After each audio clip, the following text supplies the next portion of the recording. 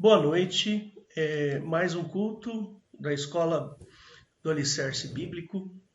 Você é nosso convidado a estar conosco, a participar da nossa igreja, e nós temos feito os cultos regulares. Nós temos um site que é o www.igrejadeinterlagos.com.br. Lá você vai encontrar todos os horários dos nossos cultos, que estão sendo feitos de maneira remota. Venha participar conosco. Se é a primeira vez que você veio e nos encontrou aí no YouTube, ou mesmo no Facebook, ou nas mídias sociais, fique à vontade em participar conosco. Sempre que você quiser, será sempre bem-vindo. E, dito isso, eu queria dizer o seguinte, que hoje o nosso estudo será sobre o reino de Deus. E falar sobre o reino de Deus é um assunto muito interessante, porque existem vários aspectos desse reino maravilhoso que é o reino de Deus. Mas para isso nós precisamos entender como é que o nosso Deus pensa, como é que o nosso Deus age. E a gente consegue entender muita coisa sobre o pensamento de Deus através da obra de Cristo, porque Cristo veio revelar o Pai, como está lá em João capítulo 1, verso 18. Jesus revelou o nosso Pai. E eu queria abrir com você um versículo que fica lá em Efésios capítulo 2, o verso 13 até o verso 15. Então, vai aparecer aí na tela para você. Então, olha, lá no verso 13 ele fala assim: mas agora, em Cristo Jesus, vós que estáveis longe. Longe da onde? Do reino de Deus. Que pelo sangue de Cristo chegastes perto. Perto de onde? Do reino de Deus. Porque ele, Jesus, é a nossa paz, o qual de ambos os povos fez um, derrubando a parede de separação que estava no meio. Na sua carne, Jesus desfez a inimizade, isto é, a lei dos mandamentos, que consistia em ordenanças, para criar em si mesmo, dos dois, um novo homem, fazendo a paz. E pela cruz, reconciliar ambos com Deus em um corpo, matando com ele as inimizades. Então, o nosso Senhor Jesus Cristo, ele fez exatamente isso. Ele desfez a inimizade, ele desfez a parede que separava-nos de Deus. Esta separação se chama lei. É a lei do Velho Testamento. E Jesus foi lá e riscou essa lei. Ele retirou essa lei. Então, a partir deste momento, momento em que eu aceito a Jesus, que eu creio no Senhor Jesus, eu saio do reino das trevas, do reino das leis, do reino do pecado e passo para o reino de Deus, o reino maravilhoso do nosso Pai. Então, fique atento hoje. Pega aí o seu caderninho, faça anotações. Se você tiver dúvida, envie essas anotações para a gente. Nós teremos o máximo de prazer em abordá-las aqui. Tá bom? Seja bem-vindo. Eliette, é com você agora. Manda brasa. Amém. Bom, antes de começarmos, Pastor Hélio, eu queria uma bênção, uma oração. Amém. Amém? Então fecha seus olhos. Senhor Deus, nosso Pai, nós te agradecemos por esse momento maravilhoso. Peço, Senhor, que o Senhor abençoe todos que vão ouvir esta palavra, todos que estão atentos a te conhecer melhor. Peço também a tua bênção sobre a Eliette, que vai trazer a mensagem e que ela possa, Senhor, falar aquilo que está dentro do teu coração. No nome santo e soberano de Jesus que eu oro. Amém. Amém. Bom, é com grande alegria que estou aqui novamente, porque eu sei da responsabilidade que é a gente falar alguma coisa sobre Deus, sobre a Bíblia, sobre o Evangelho, né? E eu tenho procurado trazer temas aqui que eu creio ser de interesse da maioria das pessoas, porque nós estamos colocando assim frente a frente os meandros da Bíblia, né? Do Velho Testamento, do Novo Testamento, para ver se existe alguma incongruência, alguma incoerência, né? E como isso é explicado à luz do Evangelho, né? Porque nós cremos na veracidade da Bíblia, do Velho e do Novo Testamento. Só que cremos que existe, às vezes, alguma distorção na interpretação. Então, nós queremos, à luz dos ensinamentos de Jesus Cristo, trazermos luz a algumas situações, né? Então, hoje nós vamos falar sobre o reino de Deus. Mas antes de falar do reino de Deus, eu queria falar antes de reino. Porque a gente ouve falar muitas vezes de reino, e quando eu entrei na faculdade, há muitos e muitos anos atrás, há séculos atrás, se conhecia 3 reinos naturais, né, da natureza. O reino mineral, o reino vegetal e o reino animal. Eram 3 reinos assim que tinham muita força para o bem e força para o mal, né? Porque a natureza é assim, a natureza produz uma flor, mas também produz uma urtiga, né? Que é aquela planta que dá aquela coceira, se você encostar nela e queima. Ou a natureza, ela produz um passarinho, mas também produz um escorpião, né? Ou a natureza produz uma levedura que pode produzir uma vitamina, mas também pode produzir um fungo que pode dar uma pneumonia ou uma doença importante e a pessoa morrer, né? Tem pessoas que morrem por causa de candidíase cerebral, né? Então, a natureza, os reinos que a gente conhece, eles têm coisas boas e coisas ruins, né?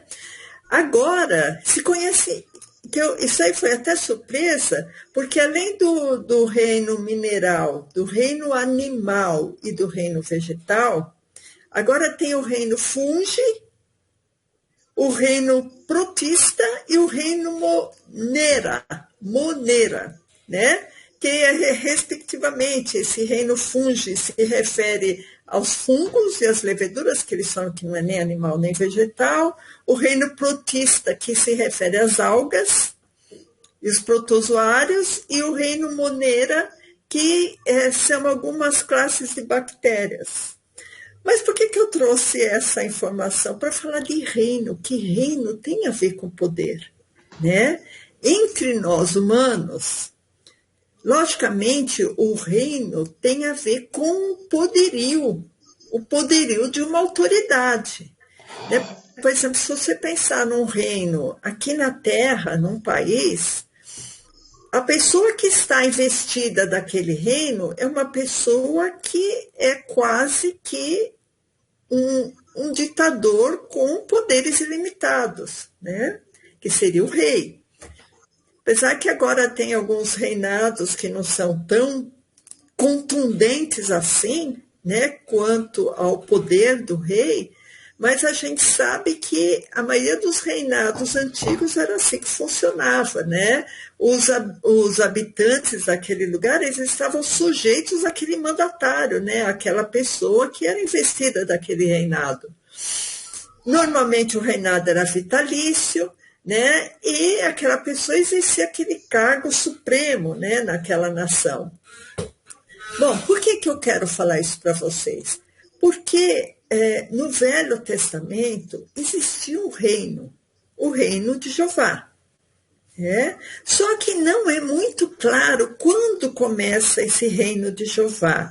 Mas se a gente vê por essas qualidades do reino,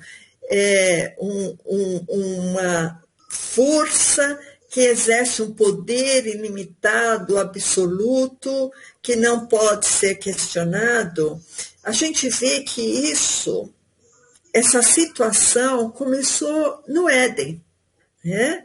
Então, no Éden, Jeová ia conversar com Adão e ele determinava as diretrizes que ele achava importante, né? Como um rei, como um reino, né? Então, esse reino que se iniciou no Éden foi abruptamente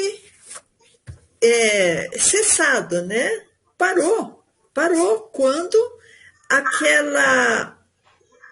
aquele relacionamento transcendental entre Adão e o Deus, que era o criador de todas as coisas, Jeová, quando Adão e Eva desobedeceram, foi como que cortado aquele relacionamento transcendental, espiritual que existia, né? Então, eles foram expulsos do paraíso, né? Expulsos do Éden, e o povo começou a crescer, né? E qualquer dia a gente vai falar também se já existia outras pessoas além de Adão e Eva, né? Com respaldo bíblico, tá?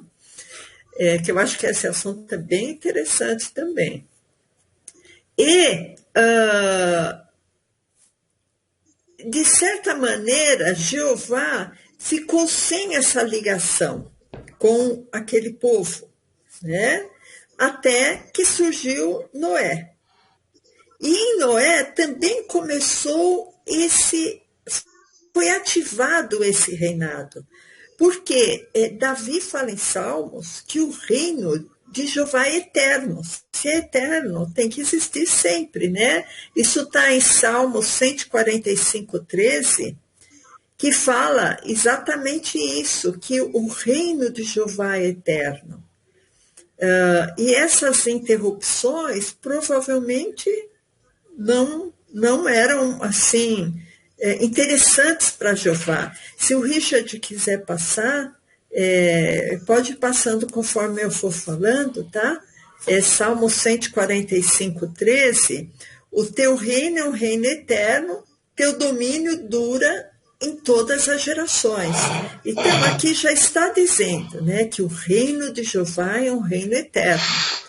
Mas acabou tendo essas interrupções, aí veio o dilúvio, certo? Porque Jeová se arrependeu de ter feito o homem, falou que a humanidade toda tinha se corrompido, e ele escolheu Noé e a família de Noé, a esposa, os filhos e os genros, noras, né? Que o total de 8 pessoas, mais um casal de cada espécie de animal.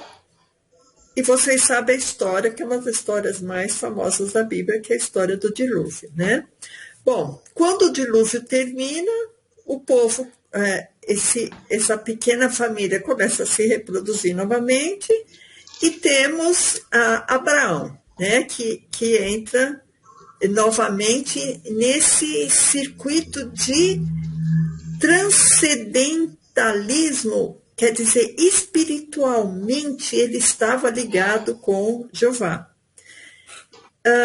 O povo descendente de Abraão, né, que vem Abraão, Isaque e Jacó teve os 12 filhos, que são as 12 tribos de Israel, estavam agora cativos no Egito. De certa maneira, eles serviam a um rei, a um reinado, né? Só que Jeová se lembrou do povo e pensou, não, esse povo tem que me servir e não servir a esse Deus, Faraó, né? E acabou esse povo sendo retirado do Egito por aquelas pragas. Vocês também se lembram dessa história, porque é bem famosa. Bom, o povo no deserto, ele recebeu ordens, leis e ordenanças por meio de Moisés para aumentar essa ligação com esse reino de Jeová. Então, foram ensinados ao povo vários sacrifícios, várias liturgias, cerimônias, para que eles pudessem se comunicar com esse Deus que tinha esse reino eterno, certo?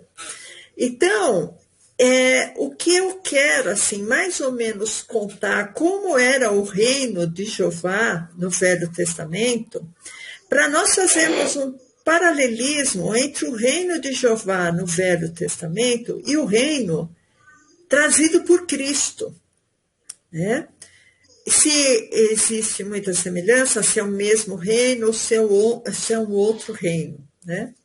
Então, o que aconteceu? Em Êxodo 19:6,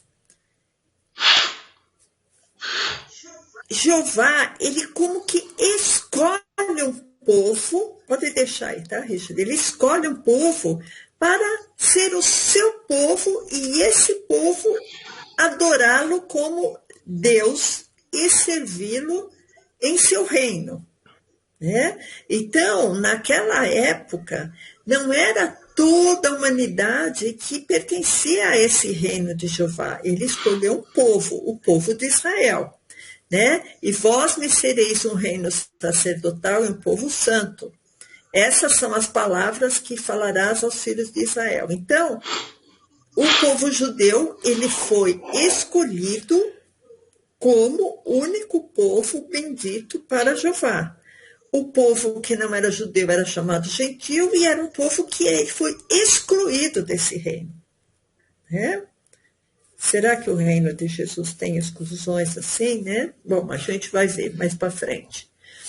Apesar desse povo escolhido, ele era submetido a várias violências e ameaças por Jeová, porque Jeová, ele não transformava internamente o povo através do seu reino.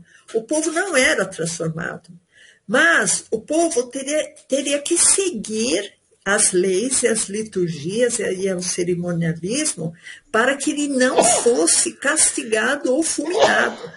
Tanto assim que todo aquele povo que estava no Egito, que saiu no Êxodo, né, ele estava caminhando em direção à Terra Prometida, milhares de pessoas morreram, faleceram, só sobraram 2 pessoas, né, que vocês sabem, Josué e Caleb. Em Ezequiel 20:33, eu vou contando a história para vocês verem mais ou menos como era esse reino. Quando eu digo que o reino tinha violência, o povo começou a ter muito temor de pronunciar o nome de Jeová, né?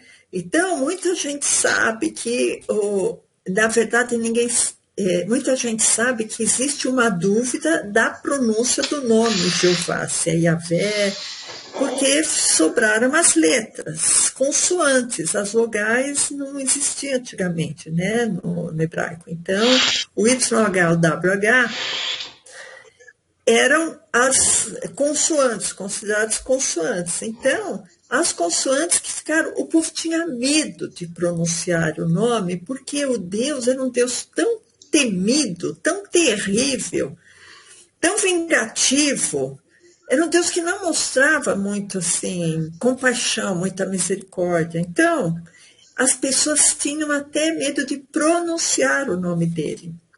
Aqui em Ezequiel 20:33 fala: vivo eu, diz o Senhor Deus, que é Jeová, com mão forte, com braço estendido e com indignação derramada, hei de reinar sobre vós.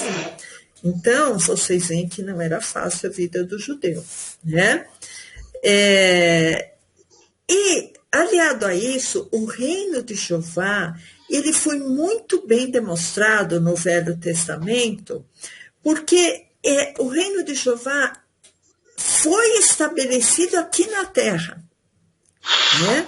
Então, ele estabeleceu seu reino entre as nações. Ele promovia guerra entre as nações. Inclusive, ele é até chamado Deus da guerra, né? Ele é chamado de Deus do ouro e da prata. E Jeová é o Criador da natureza, ele é criador dos reinos, né, desses 6 reinos da natureza que a gente viu.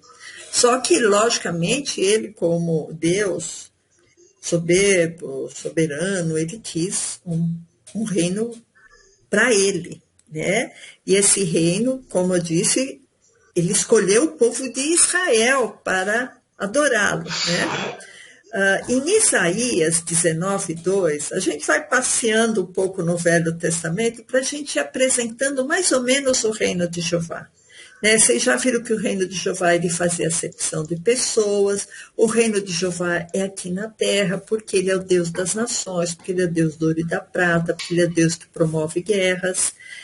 Aqui em Isaías 19:2 fala assim: porque farei com que os egípcios se levantem contra os egípcios e cada um pelejará contra o seu irmão e contra o seu próximo, cidade contra cidade e reino contra reino. Então, ele promovia essas guerras. Inclusive, em Números 21:14, fala exatamente sobre essas guerras de Jeová. Né? Então, Números 21:14 fala assim: por isso se diz no livro das guerras do Senhor Jeová, certo? O que fiz no Mar Vermelho e nos ribeiros, não é essa daí, é Números 21:14, esse é 21? Números 21:14? Não é esse, mas eu vou ler aqui. Por isso se diz no livro das guerras do Senhor, Jeová. Certo, é isso mesmo. Não, tá certo. Então, desculpa, uma pequena confusão. Então, a gente vê que no livro das guerras, quando um país guerreia contra o outro, existe alguma coisa escrita, porque alguém está como que aquele que manipula as marionetes, né? Esse é Jeová que manipula as guerras, manipula as nações, e ele tem um livro, né? O livro das guerras. Aqui no começo vocês virem, né? Por isso se diz no livro das guerras do Senhor Jeová, né? Então, é uma coisa muito interessante isso, porque o reino de Jeová, ele está aqui, tanto na criação, como na movimentação dos reis, como na movimentação espiritual, né? Tudo isso pertence a Jeová. Da mesma maneira que Jeová interfere nos reinos do mundo, que a gente já viu, né, até esse livro das guerras, né? Ele também interfere nos espíritos que regem os países, né? Que a gente sabe que alguns países têm lá Miguel, né? Alguns anjos, né, que estão aí liderando esses países, eu digo espiritualmente, né? Isso tudo está sobre a tutela de Jeová. E em 2 Crônicas 26, fala mais ou menos isso. E a gente está falando sobre o reino de Jeová, e eu tenho que terminar daqui 5 minutos, porque eu quero falar mais tempo sobre o reino trazido por Jesus, tá? No livro de Crônicas 26, fala assim: e disse: Senhor Deus dos nossos pais, porventura não és tu Deus nos céus? Não és tu que dominas sobre todos os reinos das nações? Na tua mão há força e potência, e não há quem te possa resistir.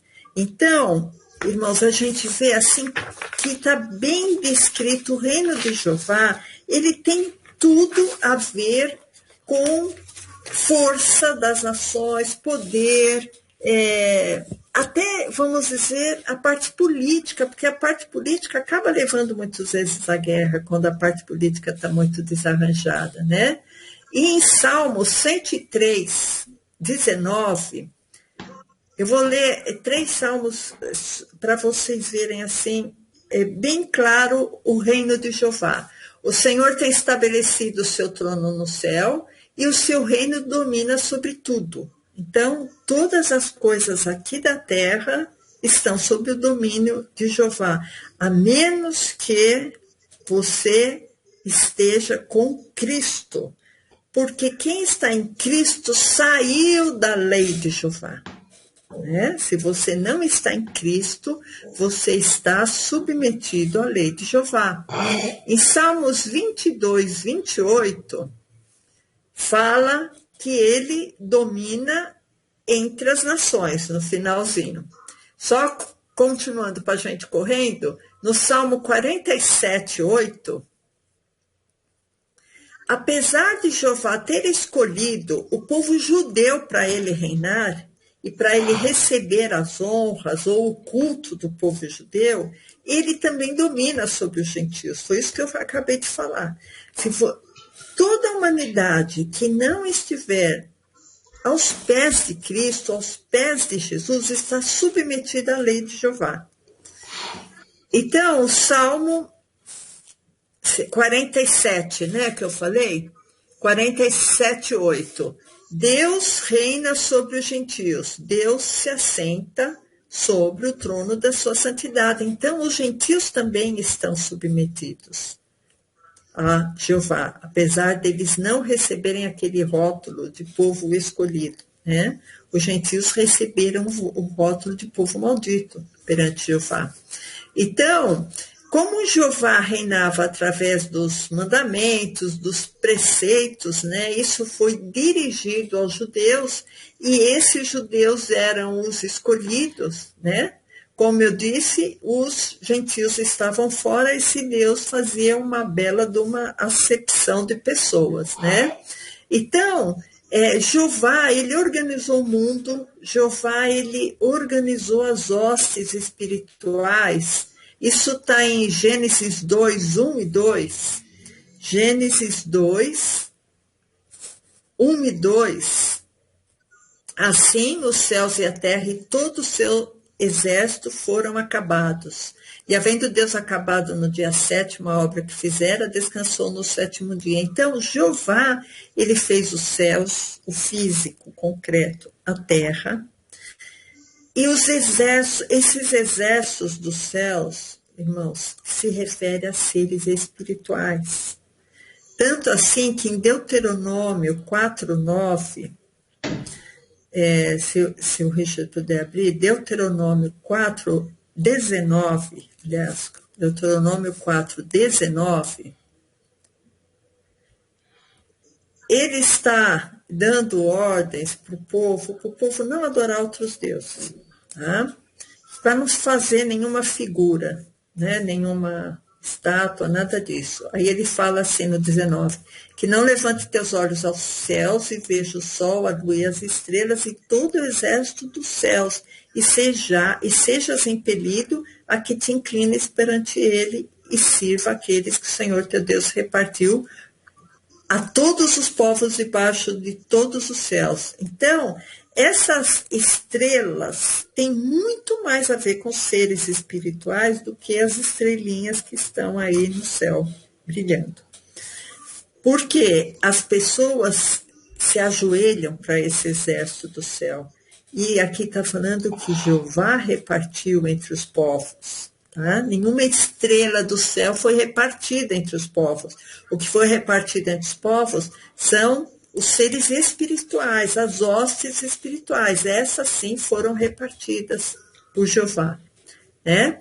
Bom, então aqui, irmãos, a gente deu assim uma pincelada rápida de uns 20 minutos sobre o reino de Jeová. Do que se trata o reino de Jeová? É um reino de guerra, é um reino de poderio, é um reino de acepção de pessoas e é um reino de demonstração de força, de poder, de vingança. É mais ou menos isso que o Velho Testamento delineia em relação ao reino de Jeová. Né? Agora, vamos para Hebreus 9, de 9 a 12, que aqui a gente começa a já ver assim, o que era aquele reino, né? aquele reino era perfeito, será? Ou será que aquele reino era imperfeito? Porque a lei dada por Jeová foi uma lei imperfeita. Né? Foi uma figura, foi um aio. Né? Então, a lei de Jesus, que é o mandamento do amor, o novo mandamento vos dou, é a lei perfeita. Então, existia um velho concerto que não aperfeiçoou ninguém. Precisou de vir um novo concerto. O velho concerto era uma figura só. Né? E aí, vamos ver o que fala mais ou menos na Bíblia a respeito desse choque que a gente começa a ter entre o reino mostrado no Velho Testamento e o reino do Novo Testamento. Então, Hebreus 9:9 fala assim, que é uma alegoria para o tempo presente, em que se oferecem dons e sacrifícios que, quanto à consciência, não pode aperfeiçoar aquele que faz o serviço. Então, o sacerdote ia, matava o bezerrinho, matava a rolinha, oferecia pães da proposição, oferecia bolos, ázimos. E aí aqui fala, olha, isso foi um sacrifício que não aperfeiçoou a consciência. Verso 10, consistindo somente em comidas e bebidas e várias oblações e justificações da carne impostas até o tempo da correção. Aquilo foi imposto àquele povo, foi obrigatório àquele povo para fazer, senão eles eram fulminados. Até o tempo do Cristo, até o tempo da correção, né, para corrigir algumas coisas que estavam meio desarranjadas. Aí ele explica no verso 11, mas vindo Cristo, sumo sacerdote dos bens futuros, para o maior e mais perfeito tabernáculo, não feitos por mãos humanas, isto é, não desta criação, porque o tabernáculo também era uma figura. Né? A Bíblia fala que Deus não habita em templos feitos por mãos de homens.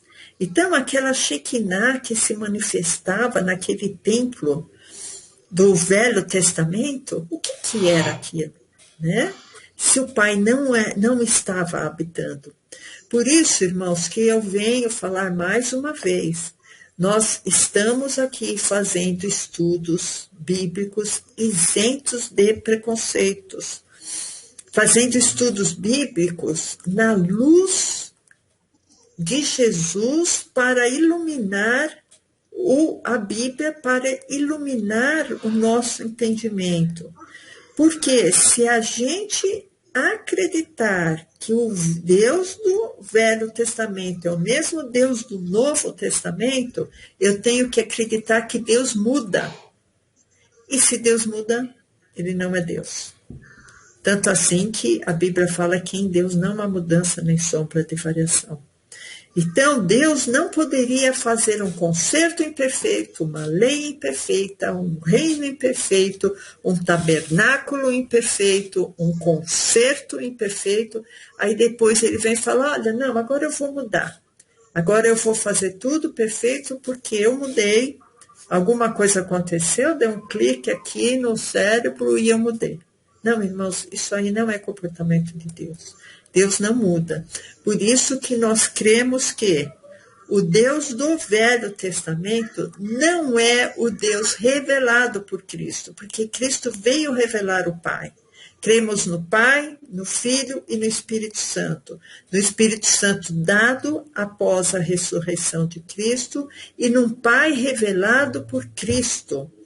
Moisés, quando ele foi o intermediador entre o povo e Deus, né? Ele agiu como uma intermediação, certo? A gente fica pensando assim, por que existiu tanta diferença? Moisés, ele intermediou a lei para um Deus, né? Ele agiu como um intermediário, né? Um intermediário. E aí a gente fica pensando, mas a única maneira de você chegar ao Pai é através de Cristo. Então Moisés, ele foi intermediário para qual Deus? Né? Então, vamos continuar, irmãos. É uma coisa também interessante. Agora, vamos nos voltar ao reino de Deus, ao reino do Pai, ao reino descrito no Novo Testamento. Né? Então, só abrindo um parênteses, algumas vezes na Bíblia se fala em reino dos céus. E outras vezes na Bíblia se fala reino de Deus. Então, eu vi várias discussões, vi vários estudos se existe diferença entre reino de Deus e reino dos céus. O que a gente sabe, irmãos, eu vi uma explicação e eu achei muito suficiente. Reino dos céus está sempre descrito no livro de Mateus. Toda vez que você vê reino dos céus na Bíblia, está se referindo a Mateus, ao livro de Mateus. Mateus, é o primeiro livro na Bíblia, depois do Velho Testamento, né, depois de Malaquias, e Mateus sempre se refere a reino dos céus e não a reino de Deus, provavelmente por quê? Por medo, pelo aquele mesmo motivo que as pessoas tinham medo de falar Jeová e falava YHWH. Ou que quase nunca se usa a palavra Jeová, acaba usando Senhor, né? Como que, olha, eu não vou falar o nome de Jeová ou de Deus, porque eu tenho medo de ser fulminado, então eu vou falar reino dos céus. Mas é exatamente sinônimo falar reino de Deus e reino dos céus. Eu vou só dar 2 exemplos em Mateus 19:14. Mateus, então, ele tem medo de falar reino de Deus. Então, Mateus 19:14 fala assim: Jesus, porém, disse: deixai os meninos e não os estorveis de vir a mim, porque dos tais é o reino dos céus. Mas vamos ver essa mesma passagem em Lucas 18:16. Lucas 18:16 é a mesma passagem, né? Deixar as minhas criancinhas, porque deles é o reino dos céus. Mas aí Lucas fala: mas Jesus, chamando-os para si, disse: deixar vir a mim os meninos e não os impeçais, porque de tais é o reino de Deus. Isso, irmão, se repete em várias passagens bíblicas. Você vê que em Mateus fala reino dos céus, ou em Marcos ou em Lucas fala reino de Deus. Tá? Então é a mesma coisa, reino dos céus e reino de Deus. Por exemplo, em Mateus 3:2, fala assim: arrependei-vos, porque é chegado o reino dos céus. Né? Agora vamos ver em Marcos 1:15. Marcos 1:15 é a mesma situação, tá? Então, Marcos 1:15 fala assim: dizendo, o tempo está cumprido e o reino de Deus está próximo. Arrependei-vos e crede no Evangelho. Vocês entenderam, né, irmãos? Então, o que está assim que a gente pode já depender do que a gente falou? Primeiro, o reino de Jeová era um reino aqui na terra, um reino de guerra, um reino do ouro e da prata, um reino de vingança e um reino de soberania, certo? E muitas vezes de desavença, né? Agora vamos ver, irmãos, em 10 tópicos. Eu vou falar em 20 minutos, então vai ser 2 minutos para cada tópico, mais ou menos, para eu falar mais ou menos como que é caracterizado no Novo Testamento o reino de Deus, tá? Para a gente ver se tem algum paralelismo com o Velho Testamento. Primeira coisa, em Lucas 16:16, fala uma coisa interessante que eu tenho que dar uma explicação. Existe uma palavra que fala assim, desde então. Então, vou dar um exemplo. Olha, o, o meu primo, ele estava desempregado, ele estudou, ele se esforçou, ele está com um bom emprego, e desde então ele nunca mais passou necessidade. O que eu posso depreender? Que a coisa mudou e desde então ele está trabalhando e desde então as coisas estão totalmente novas. Ou então, outro exemplo. Eu moro numa rua que tem muito barro, que não é calçada, que não tem calçamento, não tem asfalto, tem muito barro na rua.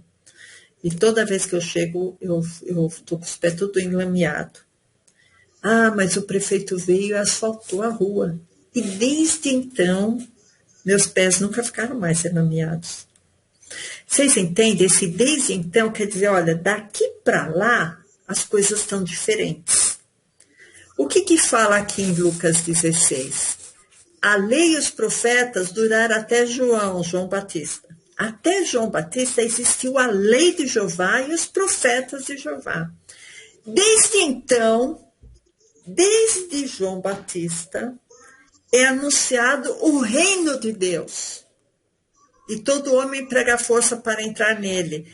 Com esse versículo, irmão, só com esse versículo já dá para saber que o reino de Deus, Pai, não era anunciado antes de João. Vocês entenderam? Desde então, até João houve lei, houve velho concerto, houve profeta, houve sacrifício no templo, até João houve tudo isso. Desde então, é anunciado o reino de Deus. Então vamos ver esse reino de Deus que é anunciado desde João, depois de João, que antes de João não era anunciado esse reino. Então, primeira coisa, o reino que se conhecia, que os judeus conheciam, era um reino que se fazia acepção. Então, se eles vissem um gentil, se um judeu visse um gentil, ele não poderia pregar o reino de Jeová. Falar, olha, o reino de Jeová está entre nós, o reino de Jeová é maravilhoso, Jeová é um Deus zeloso, Jeová nos deu a lei. Ele não poderia pregar para o gentil, porque aquele ensinamento era exclusivo do judeu. Agora, em Lucas 9:60,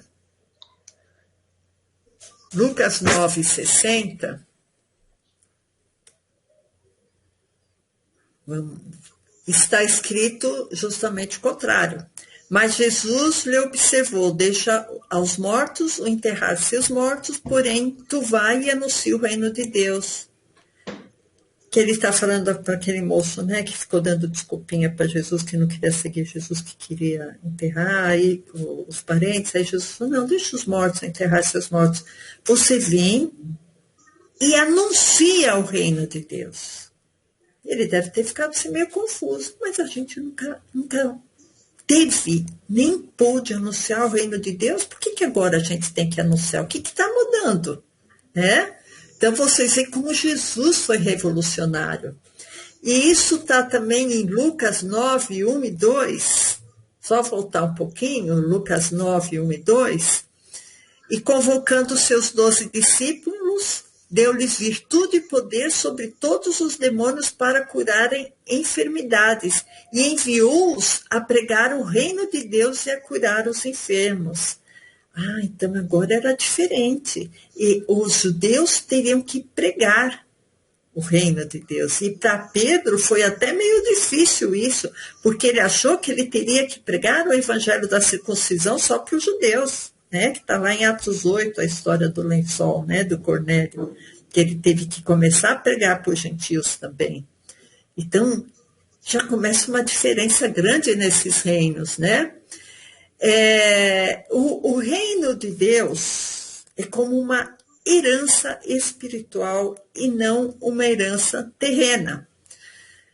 E essa herança eu vou receber se eu for filha. Porque quando um pai morre, ele vai deixar uma herança, um espólio, né, uma herança, para os filhos. Ah, sim. Então, será que eu sou filha de Deus ou eu sou uma criatura de Jeová? Ah, não, eu sou filha de Deus. Ah, então, se eu sou filha de Deus, eu tenho que fazer as obras de Deus. Se eu sou filha de Deus, eu tenho que ter a natureza de Deus. Se eu sou filha de Deus, eu tenho que dar frutos conforme a vontade de Deus. E esses frutos não vão me justificar perante Deus, mas esses frutos, eles são consequência da natureza de Deus sendo criada em minha vida, no meu velho homem. Se eu sou um velho homem criado por Jeová, e eu tenho que morrer e me modificar e nascer de novo para ser uma nova criatura, essa nova criatura tem que dar frutos dignos de arrependimento. Isso está em Atos 26, 20, e tem outros lugares que fala dos frutos dignos de arrependimento, mas a gente pode ler aqui em Atos 26, 20. Que fala, irmãos, eu não vou ler, tá? Porque eu estou vendo o horário e eu quero falar outras coisas. Só falar que nós temos que ser como crianças, né? Como crianças, já que ele abriu, olha, antes anunciei primeiramente aos que estão em Damasco e em Jerusalém e por toda a terra da Judéia e aos gentios que se emendassem e se convertessem a Deus fazendo obras dignas de arrependimento, ou frutos dignos de arrependimento. Se eu tenho frutos dignos de arrependimento, a Bíblia fala assim, olha, isso está em Mateus 18:3, esse aqui eu acho que vale a pena a gente ver, Mateus 18:3. Mateus 18:3. Em verdade vos digo que se não converterdes e não vos fizerdes como meninos, de modo algum entrareis no reino dos céus.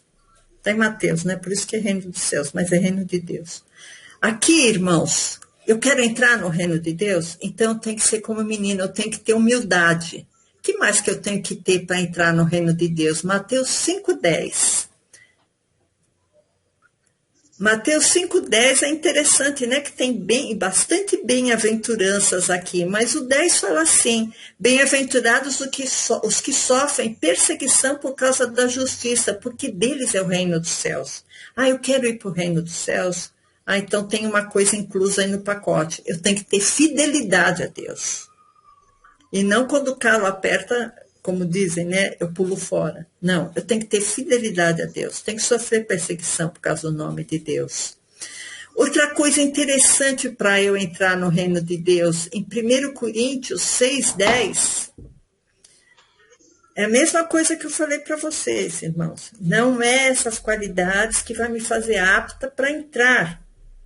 O que vai me fazer apto para entrar é o sacrifício de Cristo que ele já fez na cruz. O que me faz apto a entrar nos céus é o sangue de Cristo que me cobre, que cobre os meus pecados. Agora, se eu sou de Cristo, eu tenho que gerar frutos. Então, não erreis, nem os devassos, nem os idólatras, nem os adúlteros, nem os efeminados, nem os sodomitas, nem os ladrões, nem os avarentos, nem os bêbados, nem os maldizentes, nem os roubadores herdarão o reino de Deus. Ah, eu quero herdar o reino de Deus? Eu tenho que ter santidade. Eu tenho que ter humildade como uma criança. Eu tenho que sofrer perseguição, então eu tenho que ser fiel a Deus. E eu tenho que ter santidade, né? Para entrar no reino de Deus. Quarta situação, irmãos. O reino de Deus, ele não é delimitado por um tempo ou por um espaço. Tá?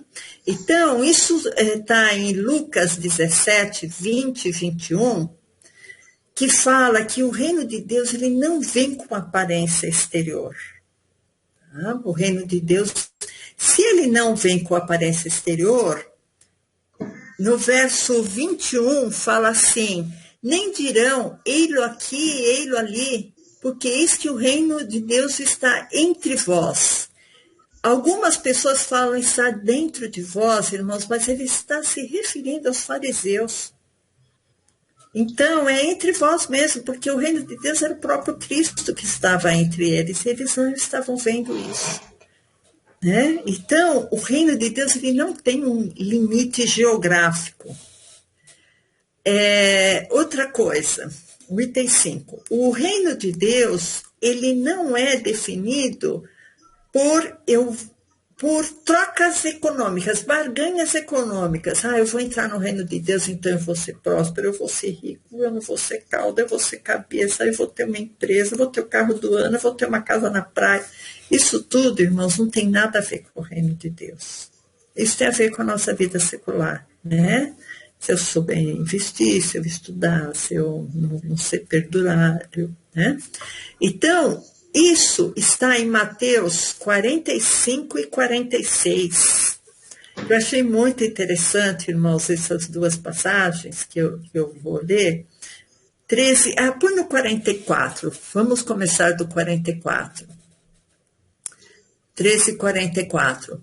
E também o reino dos céus, ou o reino de Deus, é semelhante a um tesouro escondido num campo que um homem achou e escondeu, e pelo gozo dele vai vender tudo que tem e compra aquele campo. Então, como é importante o reino de Deus. Eu me doei, eu vendi tudo que eu tinha. Eu doei a minha personalidade, doei a minha vontade, eu doei o meu querer para eu adquirir o reino de Deus. Outro sim, o reino dos céus, ou o reino de Deus, é semelhante ao homem negociante que busca boas pérolas e encontrando uma pérola de grande valor. Jesus Cristo, o reino de Deus é o nosso grande valor. Esse homem foi, vendeu tudo quanto tinha e comprou-o. Igualmente o reino dos céus, aí continua, né? Falando do reino dos céus, mas vamos parar por aqui, senão não termina o que eu quero continuar falando. O reino de Deus funciona, irmãos, por convite. Ele não obriga ninguém a nada. Como era antes lá no reino de Jeová, que as pessoas eram obrigadas a servi-lo, né? Porque eles não eram fulminados naquele momento. Não, o reino de Deus é assim. Você quer? Se você não quiser, segue o seu caminho. Agora, se você quiser, tem um reino preparado para você, não só agora, mas no porvir, na sua vida eterna. Esse é o reino dos céus, esse é o reino de Deus. Então, irmãos, isso está em Mateus 22, 2 e 3. Mateus, ele fala muito sobre o reino de Deus, mas toda vez vocês viram que ele fala o reino dos céus, né? O reino dos céus é semelhante a um certo rei que celebrou as bodas do seu filho e enviou seus servos a chamar os convidados. Você está convidando várias pessoas, né? E esses não quiseram vir. Nem todos que são convidados atendem o chamado. Aí o que esse rei fez? Mandou chamar outras pessoas. Aqueles lá não foram dignos mais de entrar na festa. Então vamos para frente, irmãos. Uma coisa muito importante, nós vimos que o reino de Jeová é o reino que está aqui neste mundo, que é o reino das nações, é o reino da prata, é um reino das guerras, né? Então, vamos ver o reino do Pai, o reino trazido por Jesus. Isso está em João 18, 36, quando Jesus fala, o meu reino não é deste mundo. O meu reino não é aqui. Eu vou deixar aqui o versículo só para vocês anotarem. Outra coisa importante, irmãos, esse reino aqui da terra era de Jeová, é de Jeová, a gente sabe que está nas mãos de Jeová. Mas por que na tentação de Cristo, Satanás falou que estava nas mãos dele? Ele falou assim, a mim foi dado e eu dou a quem quero, né? Tomar pergunta para vocês, né? Isso está em Lucas 4, 5 e 6, se alguém quiser anotar, eu não vou me deter, mas o diabo fala para Jesus na tentação, né? Dar-te-ei a ti todo esse poder e sua glória, porque a mim me foi entregue, e dou a quem quero. Será que Jeová deu para Satanás, né? Estranho, né? Essa tentação, porque essa tentação... Quando Jesus foi levado ao deserto, ele foi levado pelo Espírito de Jeová ao deserto para ser tentado, né? O sétimo item, irmãos. O reino de Deus não é comida nem bebida. A gente viu lá no reino de Jeová, né, que tinha matança de animal, queimava rolinha, queimava carneirinho, e o reino do Pai não tem nada disso, né? Então, isso está em... deixa eu ver aqui. Lucas 12, 29 a 31. Não pergunteis, pois, que é a vez de comer, que é a vez de beber, e não andeis inquietos, porque as nações do mundo buscam essas coisas, mas vosso Pai sabe que precisais dela. Buscai antes o reino de Deus, e todas essas coisas vos serão acrescentadas. Então, vamos focar em Deus, e essas coisas vão vir automaticamente, né? Que às vezes a pessoa morre de ansiedade.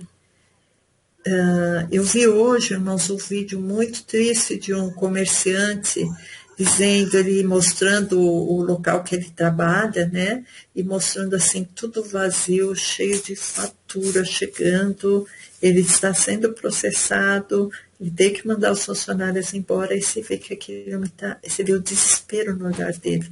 É uma coisa muito triste, sabe? Eu pensei, nossa, esse homem ele está à beira de cometer uma loucura. Né? Então, como é urgente e necessário agora a gente buscar o reino de Deus, mais do que nunca, irmãos, mais do que nunca, buscar o reino de Deus para que as outras coisas possam ser acrescentadas. O reino de Deus está em nós, porque nós estamos pela fé assentados nos lugares celestiais. Então, a gente pode considerar que o reino de Deus está em nós, através de Cristo. Mas também existe no reino de Deus, irmãos, uma visão futura, que alguma coisa vai acontecer no futuro, e isso está em Lucas 21, de 31 a 33, que dá essa proporção de futuro em relação ao reino de Deus também. Assim também, quando virdes acontecer essas coisas, sabei que o reino de Deus está perto, porque aqui ele está falando dos sinais que vão acontecer na vinda de Cristo.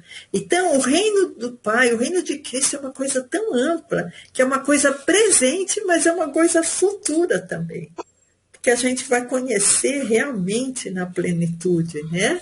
Como Deus estabeleceu o seu reino. Nono aspecto.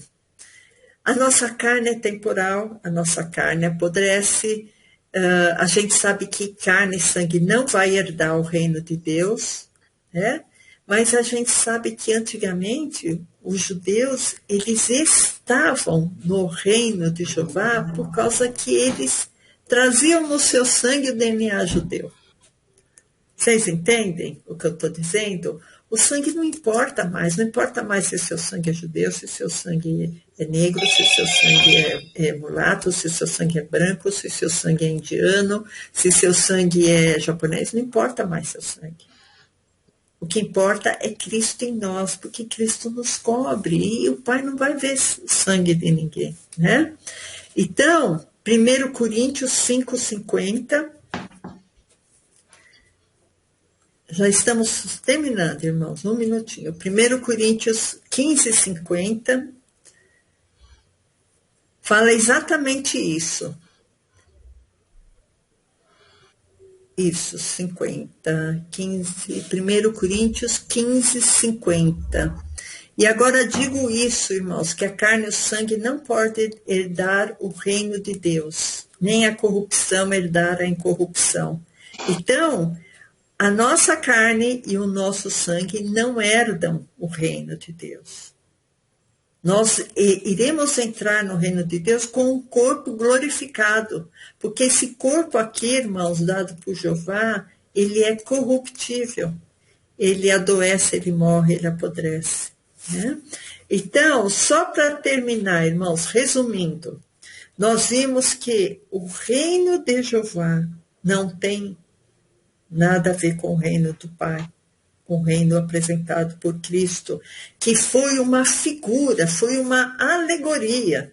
Como a lei dele, que caducou perante o sacrifício de Cristo, e foi riscado perante a cruz, como o conserto dele, que não aperfeiçoou ninguém, o reino dele também foi alguma coisa assim, figura, foi uma figura apenas. Né? Então, nós já vimos, né? Lembra que eu deixei bem claro em Lucas 16, a lei e os profetas duraram até João, desde então é anunciado o reino de Deus. É um reino de amor, de paz, de perdão, de salvação, de misericórdia, de fé, coisas que não eram conhecidas no outro reino. E só para terminar, irmãos, um último versículo, Romanos 14, 17, para vocês ficarem com o último versículo, né? Porque o reino de Deus não é comida nem bebida, mas justiça, paz e alegria no Espírito Santo. E esse reino que nós temos que cultivar dentro de nós, irmãos, alegria no Espírito Santo. Esse reino que vai chegar na sua plenitude, mas que nós já temos que nos apropriarmos dele agora.